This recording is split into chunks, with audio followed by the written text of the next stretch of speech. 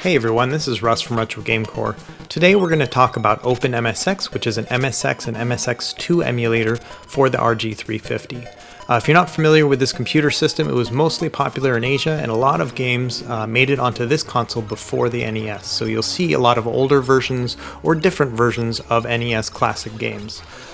So to get started, you're just going to want to install the app itself onto your RG350. So you'll go into your media, data, and app section, and then you'll drag the OpenMSX .13 version. I like the .13 version because it's most compatible. It actually plays several different file types, including .rom, .mx1, and .mx2 files, as well as zip versions of all of those.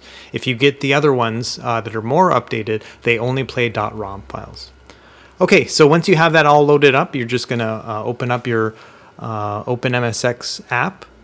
And you'll see here it starts up with the C BIOS, which is a homemade BIOS that works perfectly with this. You'll go into Load ROM, and then you'll navigate to wherever it is you've saved your game. I have it on my SD card under RG350, ROMs, and then MSX. And then there's your list of games. So you just pick a game and start it up, and that's really all there is to it. And you'll see here I started up with an older version of Castlevania. So one thing to know is that some games only work on certain emulated systems. So for example, the Japanese version of Metal Gear, the original version, will not run on the default BIOS that you have in the MSX emulator. So what you have to do is change the hardware. And this is just the emulated hardware that's built with the same C BIOS that was made from the ground up. So you just go in and you pick the Japanese version like I just did there. And that will now allow you to reload that Japanese version of the ROM. Something interesting is it'll actually load the Japanese version of all the games. So if you pull up Castlevania again, it won't say Vampire Hunter or Vampire Killer. It'll actually just say the Japanese words. But here it goes. You can see Metal Gear from the Japanese system works. So one other thing you can do is you can emulate actual computer systems instead of using the C BIOS. So you'll go into your internal card, you'll go to the Home, OpenMSX, Share, and then System ROMs, and you'll add all of the system ROMs there. I can't tell you where to get those, but if you have those, that's where you would put them. And it'll emulate an actual system. So let's go in and change our machine to this actual Sony computer that I just selected. So change machine, and then you scroll all the way down to the Sony system. The nice thing about the C BIOS that comes dedicated inside the OpenMSX is that it's completely royalty free. There's no copyright involved with it, so it's completely legal. There's no issues with that. So pulling up this, you can see this is the actual system you're pulling up. So you can see it has a different splash screen, and then it'll actually go into the command prompt for this system, which was developed by Microsoft originally.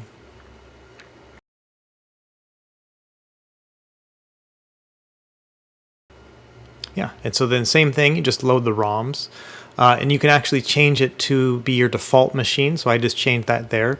And so let's close out, and we'll restart it, and we'll see how it opens up instead of the regular C BIOS. So relaunching it here, and you can see it comes up with that original MSX system logo. Now, here, not only can you load ROMs, but you can actually load disks. So if you have a .dsk file, this is the only way you can do it. But let me show you some games. So here's Castlevania, the original one, and a little bit different than the NES version, but plays pretty similarly. Same buttons, everything else. One of my favorite games of all time. Definitely difficult, but yeah, here it is.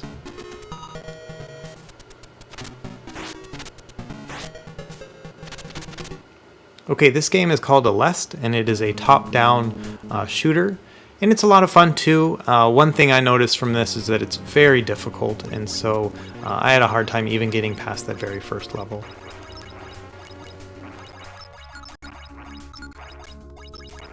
Okay, I think Americans are going to really enjoy this. So this is the MSX version of Contra, and it's totally different than the original. So not only do the sprites look different and everything else, but you'll notice that you have a life bar in addition to your 3 levels. So when you get hit, you actually just lose a little bit of life, and you keep your weapon upgrades as you're going through. And on top of that, the screen doesn't scroll like it does in the original. It's actually just one pane at a time. So it's kind of interesting. It's a completely different gameplay experience. It's actually a little bit easier than the American version, without the Konami code, obviously. But it's a little easier because you have that life bar and you get to keep your weapon, so it's not a one-hit, one-kill kind of thing. But the levels you can see are very similar to what ended up becoming the levels on the NES, so a lot of fun to play this one.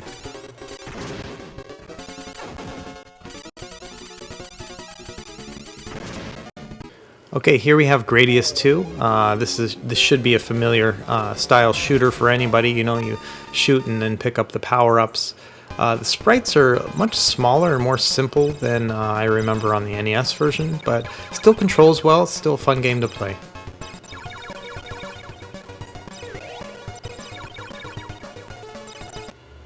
Okay, here's an interesting game. It's called King's Valley 2. So this is a puzzle game where you basically have to avoid mummies and pick up different keys that'll allow you to unlock a door. This one's kind of difficult. Like, even the first level, it really doesn't hold back. But it's kind of fun, and I think you might enjoy watching it.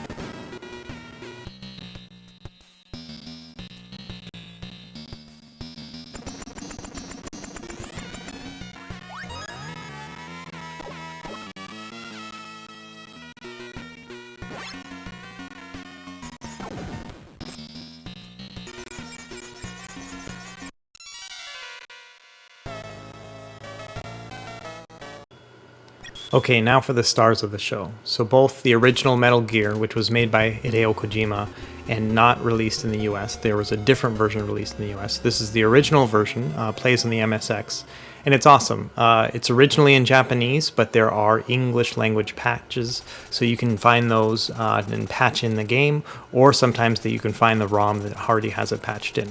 So you can see here it's playing with English. The spelling's terrible, you know, they use the wrong grammar or whatever. It really doesn't matter. It's the original Metal Gear that we never got to play here on the MSX, which is pretty cool.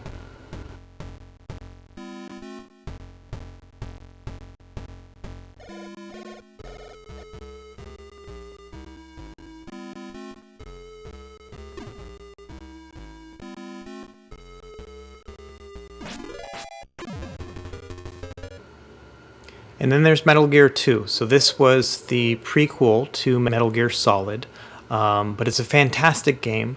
A lot of melodrama, a lot of dialogue, all that stuff that you're used to with the Metal Gear Solid games, but on the MSX2 platform. This was never released in the US. You can sometimes find it, you know, depending on the release of Metal Gear Solid games. They have it like hidden within the special features of some of those games. But this is really your opportunity to play it in its original form. And the same thing with this one. It's patched in with an English translation.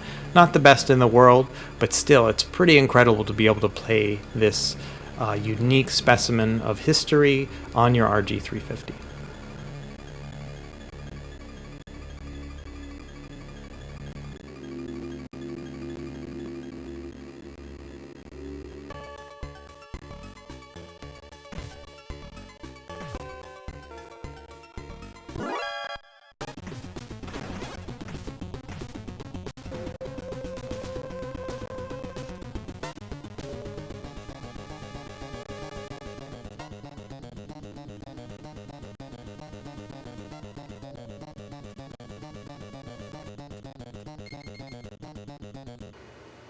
Okay, a few more games for you. This is OutRun. I'm sure most of us are familiar with this game, but it's pretty cool to see the MSX version of it. Obviously, the graphics are terrible. It reminds me a lot of Rad Racer on the NES, but it plays like you'd expect, and it's just nice to, you know, kind of shake it up instead of having shooters and platformers, to have a driving game every once in a while, and OutRun really kind of meets that need.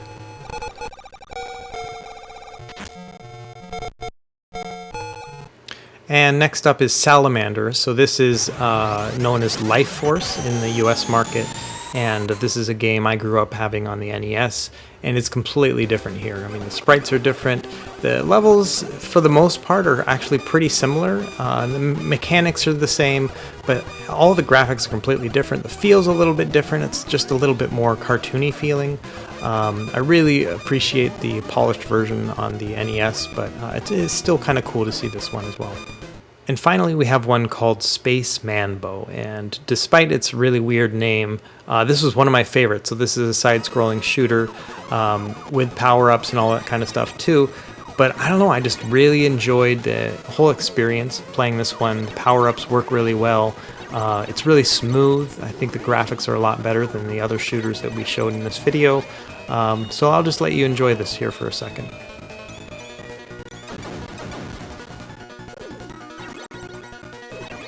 Okay, that wraps up this video. I hope you guys enjoyed this. I hope this was helpful in showing a new system that maybe you don't have an experience playing with before. You can now play it on your RG350 in this beautiful OpenMSX emulator. If you have any questions, be sure to leave them below in the comments. And if this video was helpful, I'd appreciate it if you liked and subscribed.